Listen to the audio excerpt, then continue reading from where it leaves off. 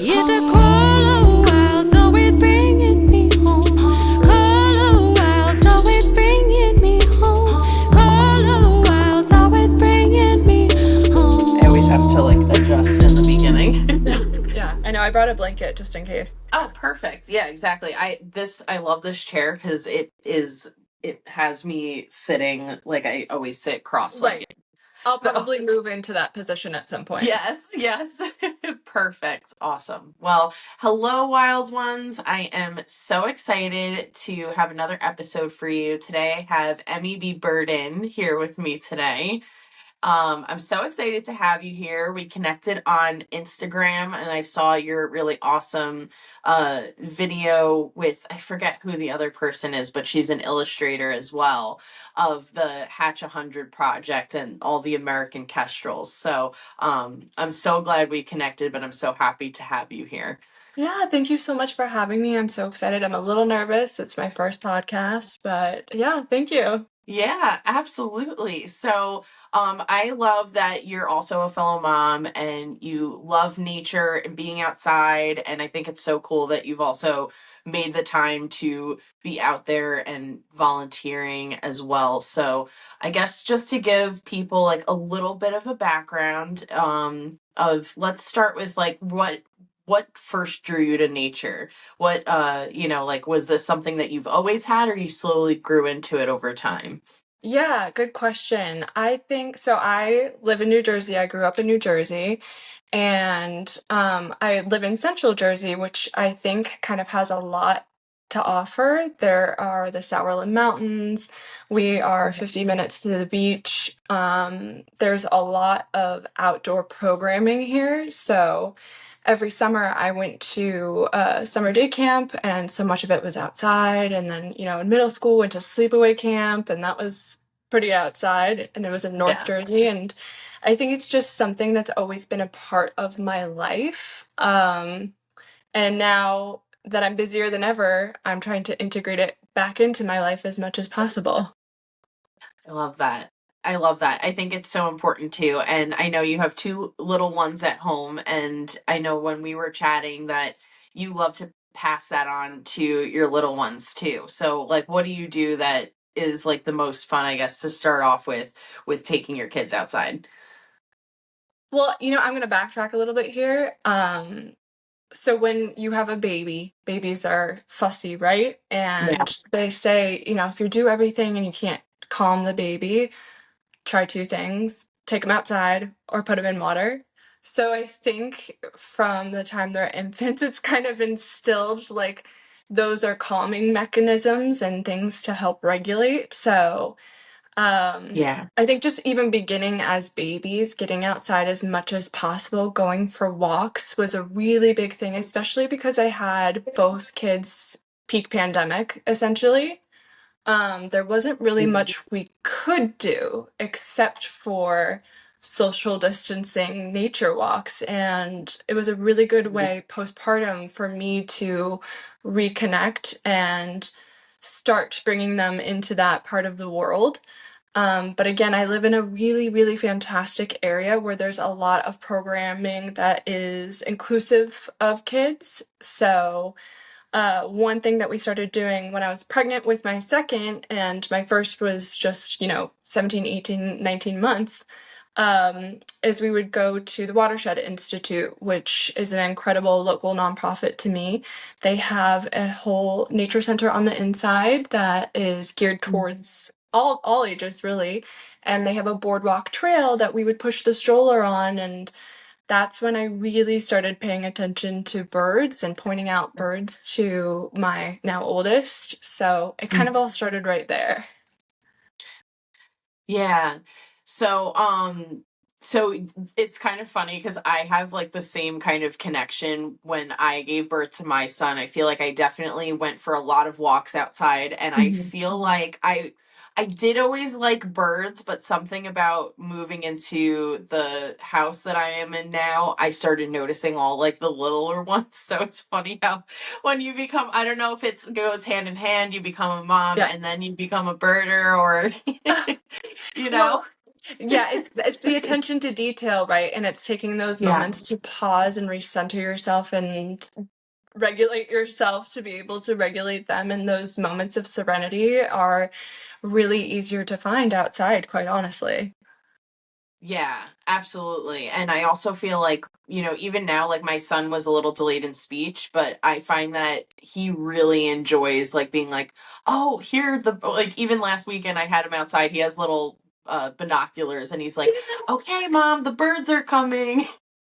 It's so cute. It's so sweet to see Yeah. how, when you are really interested and passionate about something, how much they want to mimic that. I mean, they're like little cheapy binoculars, but they have their own binoculars. And now, whenever we're driving in the car, they point out and they say, Mommy, look, a bird. Or now they can kind of identify some stuff. So, yesterday was a vulture. And today, my older one has show and share at school, and it was bring something that's nature related. So, he chose a little black cap chickadee that does the sound when you squeeze it. Aw, So in the yeah. car, he knows chickadee, but he was practicing saying black capped chickadee. Yeah, So that's hard. That's a hard one. I know, and like that's what he chose to bring, which I thought was really sweet.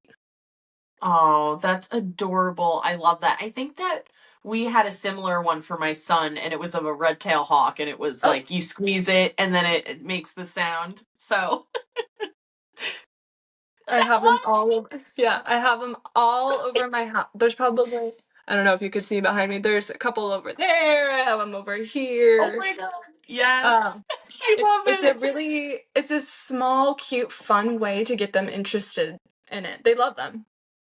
Yeah, and it's fun. It's like hearing the sounds too, and that they're accurate is like just another cute little fun thing. But it's fun because kids learn through play, right? Mhm. So being able, and then also it's like so awesome to have their mom be like so passionate about something. I feel like we really teach our kids through what we do, right? Like what we're passionate about, we pass on to them. Like my son is definitely an animal lover. I actually, when I came back from Mexico, I got an orca tattoo Oh because yeah. I swam with the orcas down there, and I put a mom and a baby orca, and he points to it and he goes, "Ooh, mom, baby orca, so cute." I know, it's so sweet. I mean, people really underestimate the level of just sincerity and empathy that children have, but they have it, it's there. And I think to be able to foster it at such a young age is important. And I think we both have boys, and it's incredibly important to me to raise boys who are cognizant of boundaries and are respectful and lead with empathy. I put pressure on myself for that. And I I can think say the same. yeah, Yeah. there's a lot of pressure there, and it's something that I care very deeply about. And I think in this space where we're caring about these fragile animals, that's a really good example of how to show them that's like objective and easy enough for them to understand at this age. Yeah, absolutely. And then like, cuz he used to watch Bluey a lot when he was younger, but there's that one episode where the bird, The budgie. unfortunately they take the budgie to the Yeah. vet and it doesn't make it, and then she's playing and she's trying to grasp her little mind around like what happened, and it's just such a good example of how there were so many lessons in that one little like, episode about is obviously specifically about birds, but like just on how they can relate, and I think that that's Right. why it's so important too, is that like nature is really such a good example and like such a good thing for people to be in touch with, down to when they're first born up to when they're 100 something, like Yeah. nature is for everybody. Yeah, no, and we love Bluey. I mean, when my first was just still an infant, we would just put it on and watch it, in those early postpartum months, and Yeah, every other episode makes you laugh and cry. It really is such a great example, I think, of parenting. And just I love how it. realistic, yeah, how Yeah. realistically hard, but also wonderful it can be in those years. Um, so I agree that that's a really good episode. And it's also now I am just starting to be able to explain, like if we see the other week, we saw a Cooper's hawk that had caught something and was tearing it apart to eat, and the family of what it tore apart was being very loud. And I actually pulled the car over and we rolled down the windows and we watched this happen. And before I really got involved in this space, that's something that would have been really hard for me to watch because, again, I'm such an animal lover and empath. But now Right. I have this new level of understanding and the ability to explain it to them. You know, this is what's happening. This bird found food. This is what happens in the animal world. And then we get to talk about circle of life and bring it back to the Right. Lion King. Yes. Yeah, it's one of those lessons, and I think that like it's also good to have a space where again it's kind of like a little bit of this separation, right? Like, and it kind of relates back to the Bluey episode where it wasn't like the bird isn't like your pet or something like Right. that. It could really help with things in the future. Like, I don't know if you have pets, but Oh, we do. yeah, so it's something that's like you want to sort of prepare them, but like Right. it's it Right. like it's a good example to like you're not always gonna those things kind of fall in your lap, right? Like those Mhm. examples. So it's like you kind of just and like I'm sure that's the thing, at least for me, about being a mom is like how do we take these examples as they come and be able to relay them back to our children so they have these really good like lessons, like these like really intricate and in-depth lessons. Right. And I think, even in the example of the hawk eating the bird, and it's quite honestly kind of a violent scene when you're watching it. There's feathers flying Right. everywhere. There's a lot of noise happening, but it's also kind of cool because it's a really good example of how the ecosystem works around us. Right. Um, and getting an understanding of how different things feed and support each other in that ecosystem, and in turn how we can help each other in a community. That's like how I kind of tie it back in a way that I hope has a lasting impact for them. Yeah. Yeah. Absolutely. I think that's really cool and I really love that. Yeah, I feel like it's amazing how they also like I don't know, in the car recently, like my son is always like, "Oh, are there bears?" Like, "Oh, bunnies," and like he's always looking out the window. Yeah. Unfortunately, we do not have bears on Long Island, so I'm like, "Did you see a bear?" And he's like, "No." I'm like, "Yeah, I thought so." Yeah, But we it's we really we have a lot funny. of cool stuff. We have a lot of cool stuff where we see deer constantly. We have a lot of fox around here, ton of squirrels, obviously, ton of birds, ton of rabbits, and again, it's like you're in the car and you're always like, "Oh, a deer! Oh, look at that fox!" And it's always so fun to point it out. And I think it also, it's fun for me to take a moment and look around and recognize and acknowledge where I am and how cool it was to see a bunny. It sounds really simple, right? But Yeah. when I think about reconnecting with nature and being a part of nature and in the wild, it is taking, even if it takes 5 seconds, a moment to do that. Yeah.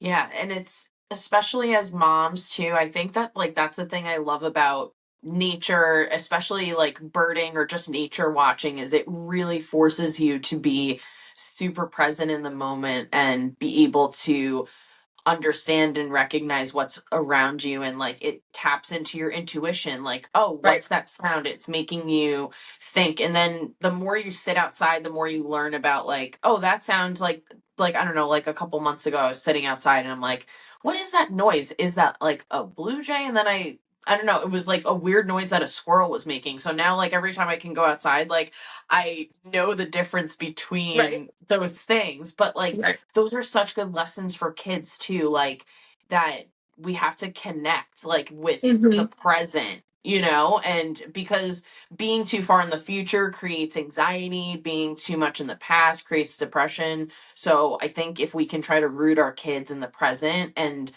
especially in noticing these little moments, like especially with birds and things like that, it's just um yeah, I think it's so valuable. I wholeheartedly agree. And even for me, I think we all have a hard time being present. We live in a very 100%. fast, Yeah. it's very fast right now. I'm working full time. My husband works full time. The kids are in daycare full time. And so much of the week is rushing to get to the next thing because we have such finite time during the weekdays. Yeah. So, especially on the weekends or, after school when we're coming home and taking those moments to acknowledge and slow down and connect with each other in that moment. Yeah, absolutely. And it's incredible to me that you like with being such a busy mom and having such a full schedule that you also find time to volunteer and everything like that. So, I'd love to hear how you first started and like what pulled you towards wanting to volunteer and like how do you fit that into your busy schedule as a mom? Whew, yeah, it's a loaded question, isn't it? I would Yeah. say full transparency is not always easy. There's Yeah. definitely a balance. There are nights where I'm staying up very late to get things done or, waking up early and trading off different things. Maybe the laundry isn't done that night because I'm more focused on the volunteer stuff, but I think that's life right now and it's the phase of life that we're in. But to begin with where I started, so, last fall, after the election, I was just feeling a lot of feelings about stuff and felt really compelled to do something. I just wasn't sure what that thing was going to be.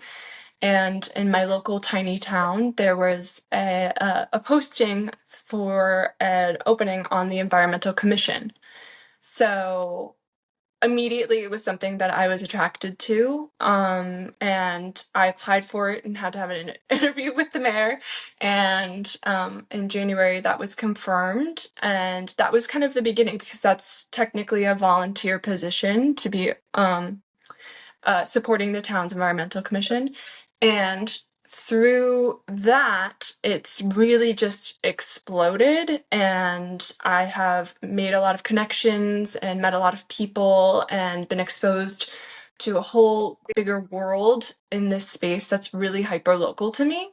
So, there's a couple nonprofits that I got connected with through that. One of them is Friends of Hopewell Valley Open Space, and I'm on their email list and got an email about a meeting for this initiative called Hatch 100. And it's through Friends of Hopewell Valley Open Space, which FOVOS for short, and Wild Bird Research Group. And it was, I think, in like January, February, I can't remember. But it was back in January, like right around the time I started on the Environmental Commission. Mhm. And I went and I was at this little church in the town next to mine. And they did this whole presentation on the American kestrel and how it's a threatened species and how they've worked really hard to help repopulate this threatened species. And I was so excited. I was so inspired. I, for the first time, met a couple of people in the community who now I work directly with. Mhm. And one thing that I thought that I could help with in this initiative was connecting local landowners with this initiative to potentially host a nest box. And then my hope was also to really help monitor these nest boxes. So, it's a thing that kicks off in the spring, and I had followed up and initially connected them with a landowner who ended up hosting a box. And then I asked, "Do you guys need any more volunteers to monitor a nest box?" And they were like, "Yeah, actually, we could use the help. We have 3 that we really need assistance with." And I went and I got trained, and it's just really taken off from there. I decided kind of on a whim to document the whole process. And that's where it all began. Wow, that's amazing. I mean, also it's just like I'm so in awe of you, like being a mom, working full time, volunteering, like it just show like and I feel like I've talked about this a lot on previous episodes, but it just goes to show how you don't have to be like anything but passionate to be Right. able to help out. And you're just a person that has time and passion and wants to get involved and like look at what you made happen, and like those little birds are like getting out there because of like your help. And it's just like a really awesome like community thing too, right? Like the way Yes. that I look at it, and like, you know, so many people coming together symbiotically to like make this happen, I just think is so amazing. It's like so powerful too. It is, and that's the one big takeaway I think I've learned over these past 7 months is community. How much community matters and how much being connected to your local community to support these efforts and initiative matters. I never would have met a lot of these people if I hadn't just gone to this first initial meeting. My dad babysat my kids, or one of my kids, because the other one had Yeah. swim lessons. You know, it's a lot of those trying to find Of that balance, course. but I Yeah. I decided to ask my dad to help, and it worked out, and I was able to go. And now I feel so connected to the community here, which is a really wonderful, special thing. Yeah, absolutely. Like, and I think that's one of the biggest things is finding time for us moms too, right? Because like I'm sure for you, like this is kind of like my time to like Mhm. recharge, you know? My son was like a little delayed in speech, so now he's going back to school, and he's doing a little summer program right now.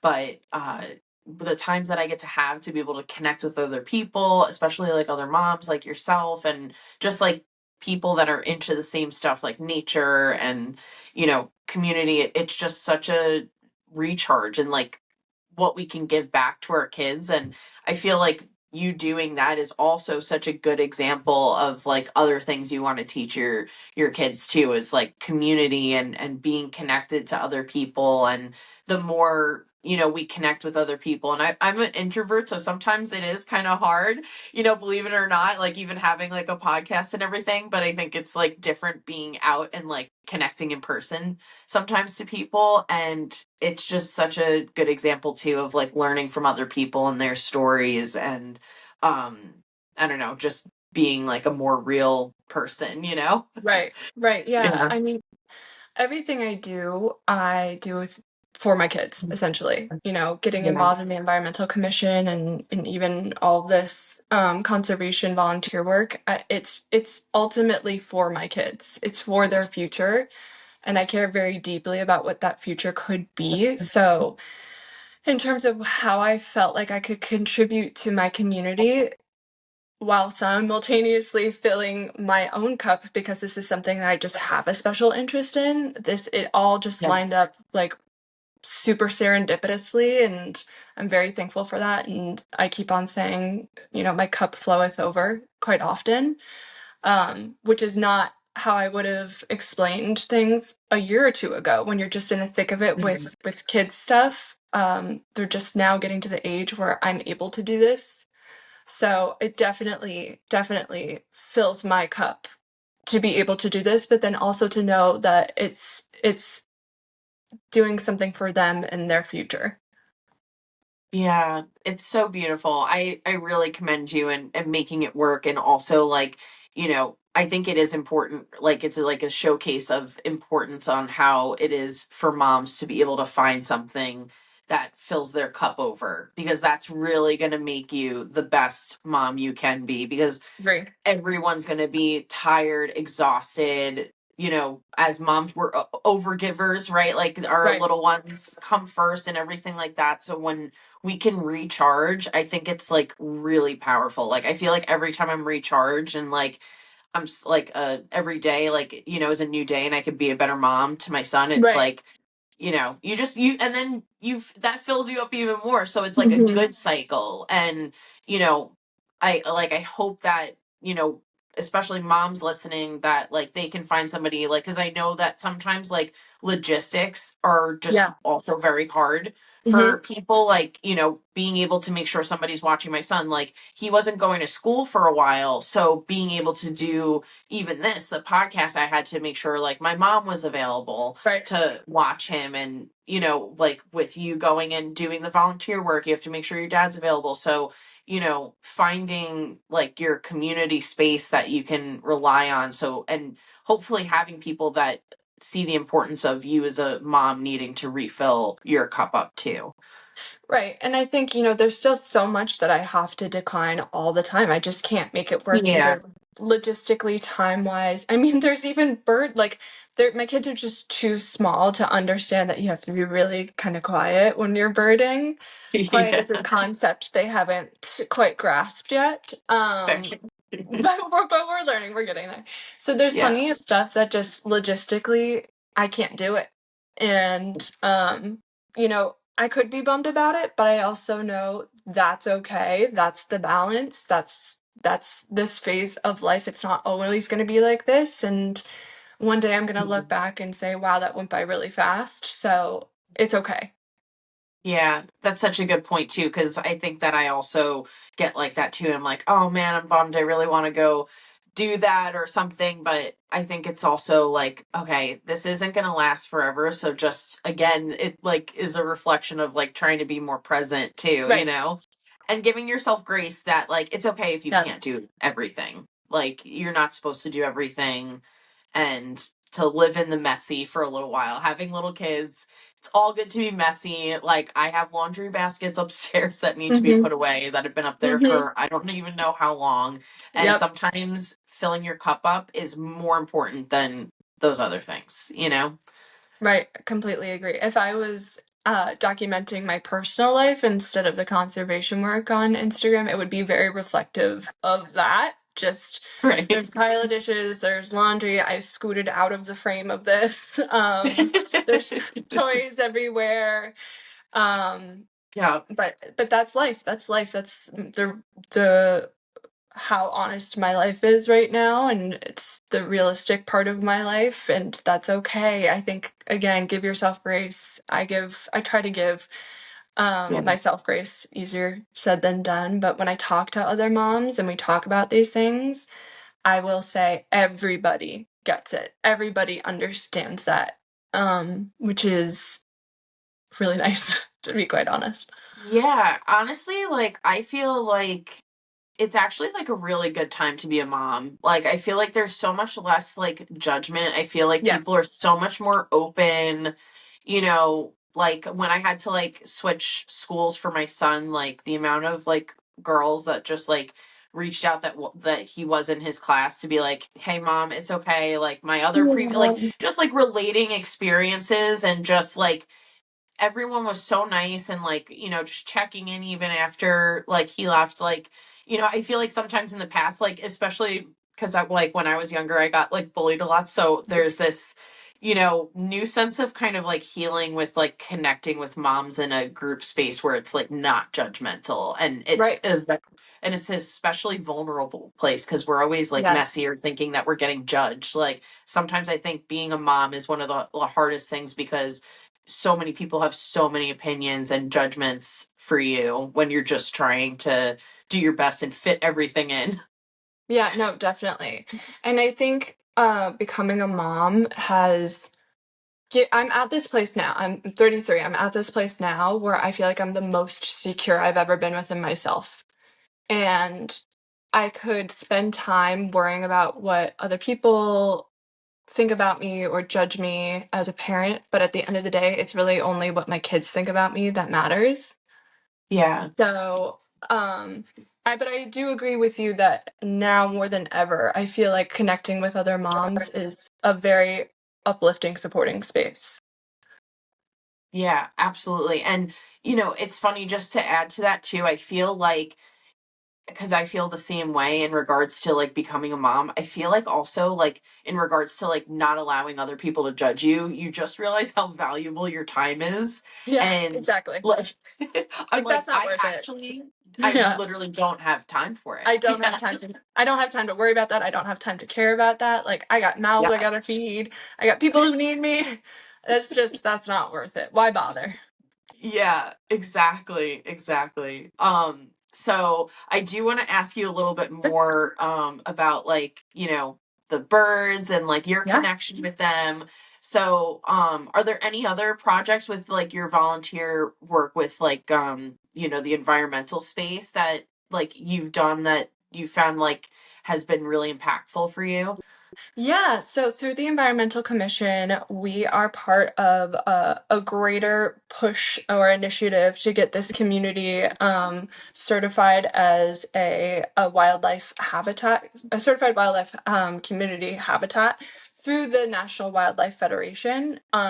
No. There, we live in basically a township, and then there's two boroughs within the township. So we're doing this all over, and we're encouraging residents to get their own yards certified. And the certification isn't very hard. You know, it's shade, food, water. It's very basic things that supports wildlife that's native to us, and that has been a really great thing that we've assisted with. We're also working. Hopefully to do a native plant ordinance. That's one thing that's on the list on the docket that we're hoping to implement, because there's a lot of development and redevelopment happening. And when I look at all of the uh, multi-family housing that's being built around us, which New Jersey desperately needs, and you see the landscaping, in my mind, it should all be native. Why wouldn't it be? It'll Right. thrive, it'll do better, it's gonna look better, and it helps the environment. So, to me, that's like a very obvious thing to pursue. And Right. then, I mean, there's a ton of things happening all at once. That's with the Environmental Commission, and then with Wild Bird Research Group, yeah, there's some really exciting big things coming up. Yeah, I love following them, and I followed them for a little while, the wildlife research group, but I love the, like the up close. It's so cool to, I'm sure, like for you too, like especially us bird lovers, that you're able to like see these birds like up close. Like it's a really cool way to I don't know, just like see birds that you would often see really quick in the distance, I and know.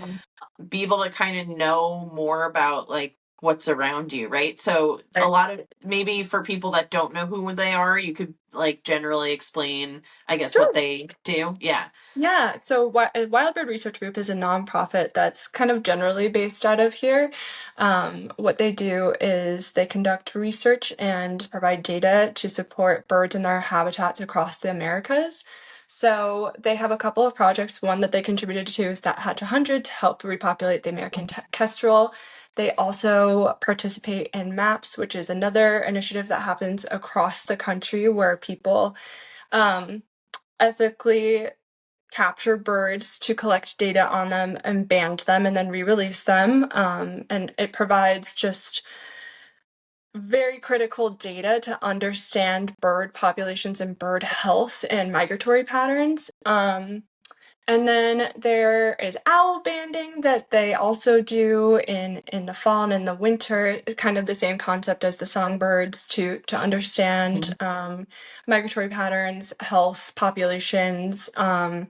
And it's very, again, hyper local to me, which has just opened my whole world, and like busted down the door essentially into understanding the local habitat around here. Yeah, it's so cool, right? Like and that's the thing, I think that's the most amazing thing about nature is like you can never get bored. Like the thing you Right. think about, like, okay, like, oh, whatever, like I'm just sitting outside and there's all these birds, or like there's all, I see mostly crows, or you know blue jays or cardinals or whatever. But then if you like literally just sit and kind of wait, like the more you see, the more you notice, like Mhm. the more present you are, you can see how incredible the wildlife near you is. Like I kind of always like used to joke, like, and probably like on a recent podcast too, that Long Island kind of doesn't have like a lot of wildlife, but we do have a lot of Mhm. pretty cool stuff. Like we have a bald eagle nest that's pretty popular, that's close to us. Mhm. We have a lot of ospreys, which they've done a really Mhm. good job of trying to build back their population. Like even when I Yeah. was younger, I remember it was rare to see one. Now, anytime I'm in the car, I see like five, like at least. Like it's really, really cool. So, and even down to like the little insects, like I found like this sweat bee the other day, and it was like really pretty. It was like just this really tiny bee, and it was bright green. So Wow. like, yeah. So it's just like you don't even know what's around you until you slow down and notice, and you'll never get bored. There's always something. Yeah, and to your point, it's like you might not think that there's access to these things around you, but there's a whole public programming part of what we do with banding the songbirds that you can sign up for, and you get a really up close experience to see what we're doing. And I think my whole thing when I started doing this and when I started making the content was like, I'm not a conservation biologist. I don't have a background in this. I just am passionate and I really care about it. And I think that if I can highlight all this critical work that these nonprofits are doing, but kind of presented it in a way that a person who's not in this space or not even necessarily a birder would be interested in, then I could reach a whole new audience. So, the one thing that I will say is I work with some really, really fantastic people between Phobos and Wild Bird Research Group. I'm not the expert, they are, but they let me ask a million questions always, and I'm very Yeah. thankful for that. And they're very, very happy to help me understand, which then in turn I get to present to you guys in a way that I hope is digestible and accessible and easier to understand as well. Yeah, absolutely. And, I feel like every person's perspective is unique to them, right? Like all of your experiences and your passions are unique to you. So, and you have such a value in that uniqueness that, like, you're a mom and, like, you're working full time, but then you're also, being able to volunteer your time whenever you can to these wildlife causes. And it also gives like a really valuable input that people that are only or like only focused, like their jobs are science, right? So like Mm-hmm. maybe like you have more of an insight into like more of like the moms and like like other people that maybe wouldn't necessarily think that or don't have the same Right. passion that you do, and you can relay that in what you're doing. So I think that that's so beautiful and empowering too, is that you can just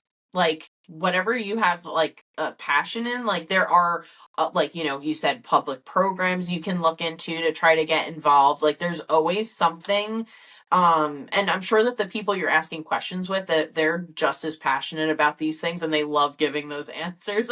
I'm assuming on their behalf, Yeah. but yeah. Yes. Yes, Yeah. definitely. I would say everybody that I've been working with has been more than welcoming and really encouraging and really just wonderful to me. And then also I think on Instagram, all these really wonderful, notable people in the conservation space, in the birding community. Everybody has just been so welcoming, so lovely. It's like a very safe space, is how I'll kind of phrase it. Everybody has just been um, really nice. Yeah. Yeah, I love that. And it should be that inviting because nature should be calling to everybody in a I certain way. agree. Nature is a part of every single one of us, down to, how we connect with nature and the wilds in certain ways. So, um, and that's why like I really love what you're doing too, because it just goes to show that it doesn't matter who or what you are, as long as you have a passion for Right, something, you can go out there and you can make it happen. And there's people out there that genuinely like need and really really want your help, no matter where your right. background is. There's always somewhere you can fit your unique talent into nature and wildlife if you're really passionate about that space. I wholeheartedly agree. And, bringing it back to kind of the influence of kids, I don't want to Yeah. butcher the quote, but that whole quote from Mr. Rogers where he's talking about like, look for the helpers, be a helper. I always kind of have that in the back of my mind because I think that's really exemplifies what it means to be in this space. Like you don't have to be the expert. I am not the expert. I cannot stress enough how much I'm not an expert actually. I'm Right. learning more every day, but everybody here has been really, really supportive and they love the help. And I think if you're open to starting from the bottom and wanting to help, they will accept you with open arms. Yeah. Yeah.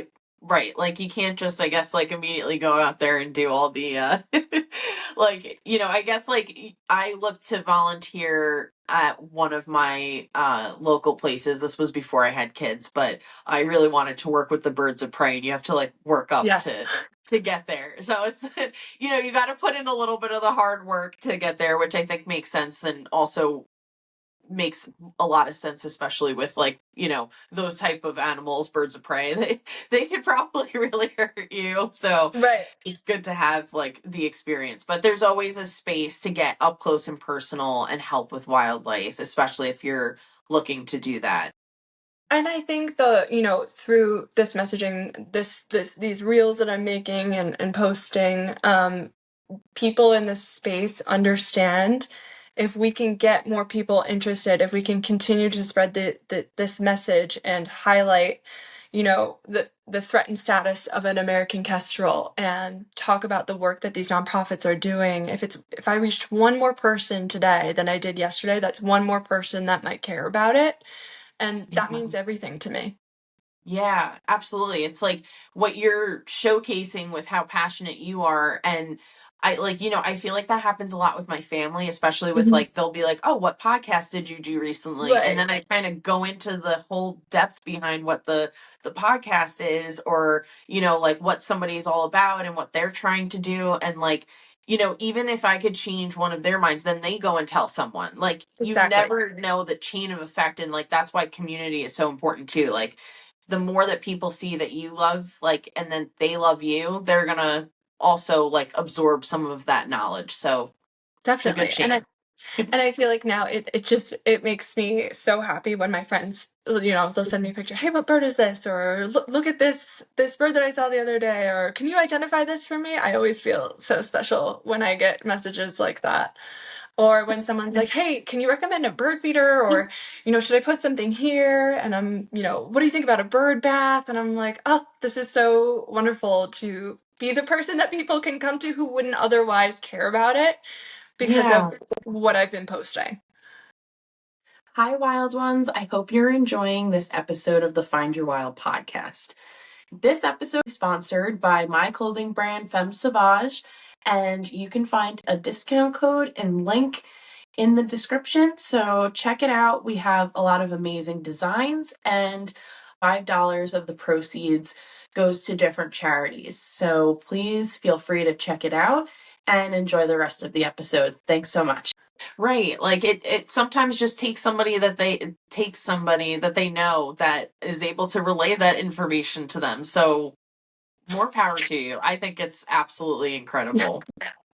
You asked me if I had a pet. That's one of them. Oh, I can't see you. That's okay. It's okay. She was just meowing. You might hear her. Aw. Yeah, thankfully my dogs aren't barking right now, but I know. I was worried was Buddy was going to start. He might still at some point, but he's sleeping. that's okay. That's okay. Big dog. I've had a lot of interruptions by them barking, so I just cut it out. It's always possible. It still might happen. It's no problem. We honestly we love the cameos from the pets here. I'm lucky because she decided to throw up a hairball before we started. So I think, she'll hold off until we end if she has to do it again. Yeah. Oh yeah. That was like this morning. I was talking with somebody else that I'm going to have on, and I was at my mom's house because my son was swimming, and for swim lessons. I'm sitting on the front porch with her. She's an English Mastiff, so she's like a big dog. And she's laying down, and my mom opens the door and I guess kind of scares her, and I'm trying to end the call, and she rips out the biggest fart ever. It's like, yeah, that's my dog, I swear. Oh, yeah, I swear it was my dog. I swear. Yeah. But Oh my gosh. usually it's a warm welcome when the pets are involved. So, I would love to ask you, Sure. what are some of the best birds you've seen, and what are some birds that are on your list to see? Oh, that's such a good question. So, like you, I really love raptors, birds of prey. Like when you talk about a spark bird, I'm probably gonna choose a raptor, and it's probably going to be a red-tailed hawk. Um, I Yeah. haven't been up close with one, but I think probably the kestrels has just been the most exciting experience for me to be that up close to them and be able to help them and help band them. And I when I got to meet them, the mom kestrel Charlie in the box, that was just like such a full circle moment for me to to have that happen. So I'm gonna say kestrel for what I've experienced so far, and then maybe an indigo bunting. That one was really special as well. What I Beautiful. haven't seen yet. Are we talking about like up close, or I just haven't truly seen one yet? Um, I guess like, if you haven't seen one yet, like there's always birds that are on my radar that I'm like, ooh, I haven't seen one of these. These are native here. Like I'm gonna keep my eye out. Like I have seen a couple of hummingbirds before, but I'm always on the lookout to try to see more Yeah. by me. Yeah. Hmm. I want to say it would be really special to see a golden eagle in the Mm, wild. That would be probably the most special thing to me to experience that, or a stellar sea eagle. Probably one of those. so cool. They're so cool, and they have like such big beaks too, like Yes. super powerful. Yeah. Yeah. Those So would be. I mean, I've seen a golden eagle like in a rehab at a wildlife center, and that blew my mind, and I felt like I had like a special moment with this bird. But yes. to see one in its native habitat would be probably up there for me. Yeah, absolutely. I love that. Yeah, we have like a really cool nature preserve by us called Sweetbriar, and they kind of Hmm. do something similar, but on Long Island, and they have like a really awesome place where you can go and it's free for kids to just go and hang out, and then you can walk and see all the rehab animals that they have there. And I actually really love the vultures. I think they I do are too. super underrated. They're really, really smart, and they're beautiful. Like I remember going up and talking to one to them. They're like in the same place. I'm like, "Oh, hello." And like they tilt their head like they're watching you. Like they're Oh my gosh, very I love them. intelligent. Yeah. I love them. I can't. I'm on my phone, or else I'd show you. On the back of my phone, I have a sticker of a black vulture, drawn and sent to me by my friend Bird Genius on Instagram. She's wonderful. But there's a lot of people Oh, who I care love her work too. about vultures. Once you start talking about them, and then you find someone else who likes them, it's like you have a whole conversation about vultures. And it's really great now. I feel like I'm in this position where people, see them and they're like, "Oh, a vulture." And I'm like, "No, let me tell you about how great they are." And then Yes. again, now this one new person cares about a vulture because I got to tell them about it. Yeah, exactly. And it'll forever change your mind. Like, I'm sorry. Like, you just start hearing like all these really great things about vultures. And like, I remember reading an article about, I guess like this woman also helped like rehab birds, and like she has a vulture, and she's like, the vulture's the only one I would be comfortable with around my kids, because Yeah, it's that intelligent, and like much more, has like a much more bigger personality than, uh, you know, I guess like other birds of prey or something like that, right. but they grieve their dead. Like they're It, oh, just like they're nature's cleanup crew. They're helping to stop the spread of diseases. Like I don't know. exactly. The second that I heard all that cool stuff, I became a vulture lover, I agree. No, exactly. Once you get to tell people that, and it's the way people feel about opossums too. I'm like, no, they're so Like, sweet. They're so important. They're such a good player in the ecosystems. They'll eat the ticks and the things that you don't like. Like, please don't harm them. And then you start to explain it, and then you change their mind, and it's one more person who gets yes. to care. Anytime I see a meme promoting opossum awareness, I'm always sharing it. I'm sorry. And I Yeah. don't understand people that don't think they're cute. I don't know how you don't think that they're cute. I know. I think you just like need to point out how important they are and how they're really good parents. I mean, those mommies, they carry Yeah. all those babies. You just have to I have a heart. know. If you have a heart, you'll understand. Yeah, yeah, exactly. And they don't live for very long either. So like they kind of just need to do their thing, and like each one is so important because they don't live Yeah. a long time. And they're slow, they can't really get rabies. No, So yeah. like they're awesome. Like just Yeah. respect the possums, you know? Yeah. Respect the opossums, respect the vultures, put some respect on their name. Like, Yes, don't throw dirt on their name, please. They're very sweet animals. Just leave them. yeah, no, and so my kids now, they're always like, oh, vultures, mommy, because they're pretty easily identifiable. Right, So right. that's one that they always point out because now they know exactly what they are. Yeah, and there's a lot of them. I feel like especially in New Jersey, I feel like for some reason when I was younger again, like I never noticed vultures that Mhm. much, but now I'm starting to see them a lot more, which is a good thing. So, Definitely. Yeah, we have a ton of turkey vultures and a ton of black vultures. And they're always outside my house flying around. So, yeah, I also heard that like they also know where gas leaks are because the vultures will oh, go and find them. I don't remember where I found that information out, but I heard about that story somewhere through the grapevine, which is also very interesting because I guess the smell is similar yeah. to something that, they eat. So, Do you know what else is interesting? You probably know this, but um, if a woman reports a gas leak, or if a woman smells gas, they're more likely to take the complaint seriously because for some reason we can smell it more than men. So, like, if you smell a gas leak, like, report it because apparently it's actually true and you're smelling it. I don't know if that's actually, we should fact check that. We're gonna have to fact check that after don't this. take us on that, but yeah. Woman's intuition. A vulture and a woman's intuition. Yes, they have that in common, that we can smell gas leaks They're just like us, these just vultures. like us. I really love that. I would love for I feel like my spirit animal is maybe a vulture, but you know. Yeah. Yeah. Well, what would you say your spirit animal is? I feel like it'd be wrong not to choose a bird, but quite honestly, probably I have like my big three. It's gonna be a cat, a rat, or a bat. So one of those. Mm, I love those. I love those. Awesome.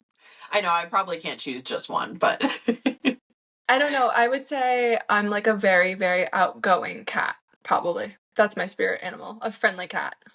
yeah. Ooh, I love that. Yeah, I always wish I could have a cat, but I can't because I'm literally the only person in my family that's not allergic. Oh, My yeah. my husband's allergic, my mom, my brother, everyone's allergic, so Yeah.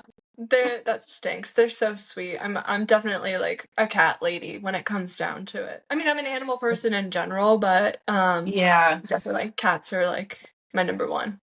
So, speaking of cats and birds, there's obviously like the big thing with outdoor cats Mhm. and Mhm. them taking out native wildlife. What do you think about that?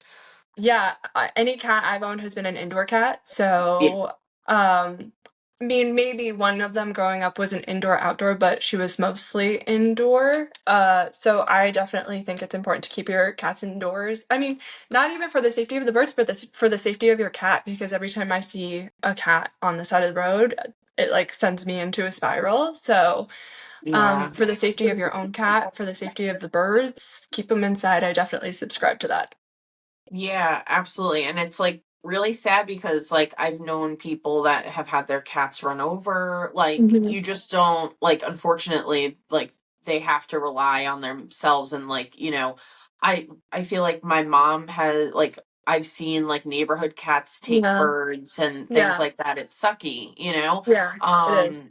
And it's also for their safety too. So like, getting like maybe like a little catio or something, but like Patio. I feel yeah.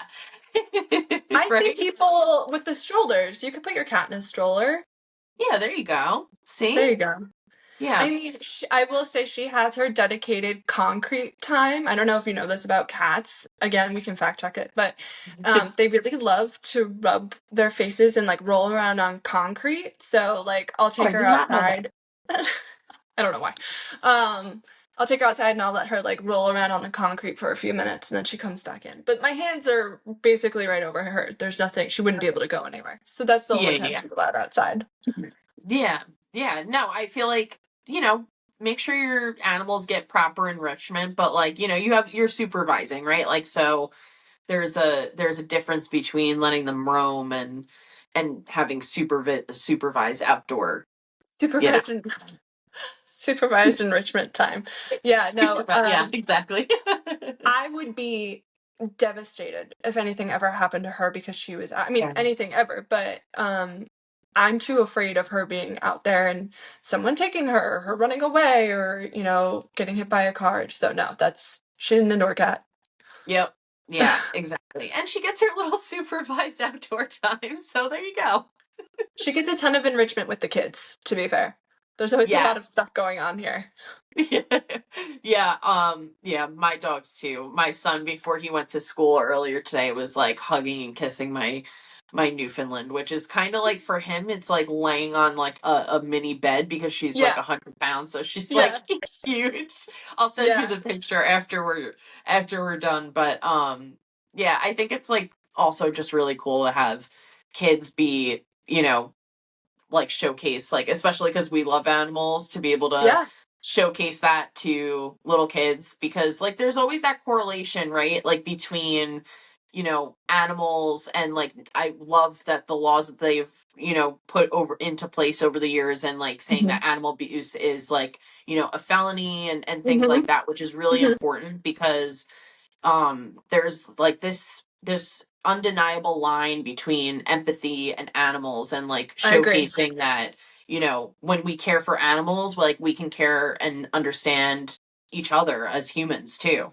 I agree. And I think, we had both Buddy, our dog, and Kimchi, our cat, when both kids were born. So they've been around them since the beginning. And it's a really good listen. Again, when we talk about boundaries and Yep. understanding, when they push it too far and if the animals are getting annoyed, which my animals are saints. They are so patient. I'm so lucky to have a dog and a cat that love each other and a dog and a cat that love my kids. Yeah. I don't take that for granted at all, but I love the exposure my kids get into being gentle and understanding cues of when, they've had enough, leave them alone. And it's so cute and sweet to see, oh, they'll grab the leash, let's take Buddy for a walk. Can I feed Kimchi? And they love playing with the cat wand with her. Oh yeah, that's cute. They laugh so hard. Oh, that's perfect. Yeah, Yeah. perfect. Oh, I love that. And yeah, it is, right? Like the subtle body language that animals have, like that kids can pick up on. My Yeah. son's an only child right now, so being able to have like other animals that like were, just animals in the house, not referring to my son as an animal, although sometimes No, I they're could animals. that could be They're debated. animals. Yeah. Yeah. But he's definitely learned to be more gentle, and like this is not, we don't do that with our animals, we have to be gentle, don't pull too hard, like, and then that respect builds up. That's the best thing, that I feel like that's like the best teacher to be able to Yeah. have for your kids. And if you don't have animals like in your house, like you can go do this at like petting zoos and things like that, Right. like they have, things like that. So don't think that you don't have access. There's always ways to be able to do that. But I agree. I agree. And more. And I think one of the first things you and I spoke about when we first chatted was how more and more there are becoming more spaces that have child-friendly activities or programs that really immerses them in this space. Like, again, I'm going to talk about the watershed. They have so yeah. many things like the butterfly festival, and they'll have a guy who comes and he has like all this cool wildlife that he gets to show and present to the kids, and the kids get to learn about them. And then again, the difference between wildlife and a pet and how you handle these situations and understanding Right. boundaries. And I'm really thankful that that is becoming more and more popular. Yeah, and it's like what a great like educational but fun thing to do. Like I Hmm. just feel like there's nothing like being immersed in nature, and it's just for everybody, you know, like especially for us, like for me as like a parent, it's just so much fun to be able to watch my son like experience these things for the first time too. Yeah, I agree. I remember last year someone commented, this is before I even had the EmmyBeBirdin Instagram. This is just when it was my personal Instagram. And someone said, I always see you guys, you're posting on your story, you're always doing something outside as a family. And I was like, huh, I love that. I love that someone noticed that, because I don't think I had clocked it then. And then someone else goes, you're kind of an outdoor cat, when we talk about indoor and outdoor cats. Someone Right. called me an outdoor cat, and I was like, I love that for me, not for real cats. Right. Totally fair, absolutely. Yeah, exactly, like we can, I don't know, like it's just something that's like, again, talking about like your passions and what, like, and now our kids are going to pick up on that. And like my son, I have like a little animal book, I open it up and like he's able to know all these different animals. And I think like it's just like, again, like being present, and then also just our children are, you know, like not to be like, you know, I guess like this is like a very like used quote, but like children are our future, you know. Well, So it is. I mean, yeah. it's true. Like I said, everything I'm doing right now, I have their future in mind. I care deeply, like for my babies, for all babies. It Yeah. matters to me to be able to help in a space that I think is already critically being altered. And in this year Yeah. alone, a lot has happened federally. So, no time like the present to get involved and to try to help, because it's their future. Yeah, and we're always. I remember going to the Museum of Natural History with my son, and one of the big quotes on the wall there is, you know, we're borrowing, you know, this space, this earth from our children too. So, Yep. yeah, I love what you're doing with just being a mom, but also being like a super mom and being able to just make it work, and like your passions. It's honestly so inspiring. I really love it. And it just like goes to showcase like how you just need to be passionate about something, and, you know, obviously like be able to try to make time and hopefully have a community around you that like can help you fill up your cup, and in turn you give back tenfold. So yeah, I really appreciate you coming on and talking to me today and our listeners. So tell people where they can reach you. Yeah, thank you so much for saying all of that. I just want to say I really appreciate that. And it's so wonderful to be able to connect with you on here, especially as a fellow mom who's finding their wild again. Yes, so thank this you. has been I really love chatting with you. Me too. This has been so wonderful. For me, you can find me on Instagram. It's really easy. It's EmmyBeBirdin. I also post on TikTok. I need to get better on it, but really my main space right now is Instagram, and then also on Blue Sky if anybody's over there. It's all just EmmyBeBirdin. Wonderful. Awesome. I'll make sure to tag everything below so everyone can go follow you and all the fun things that you're doing, and to just be inspired by you. And you're funny, and I love your content. It's great. So I'm really happy that we found each other through Instagram and that we were able to connect, and hopefully one of these days, we're not too far, even though it's still kind of far, but we'll hopefully maybe meet up with our kiddos one day in person. I'd absolutely love that. I would love that too. We should definitely prioritize that. You know, when life slows down, which is what? Right. How many years from now? Right. Exactly. Awesome. Well, thank you so much, Emmy, for being here. And thank you so much, Wild Ones, for listening. And we'll catch you on the next one. Bye. Thank you.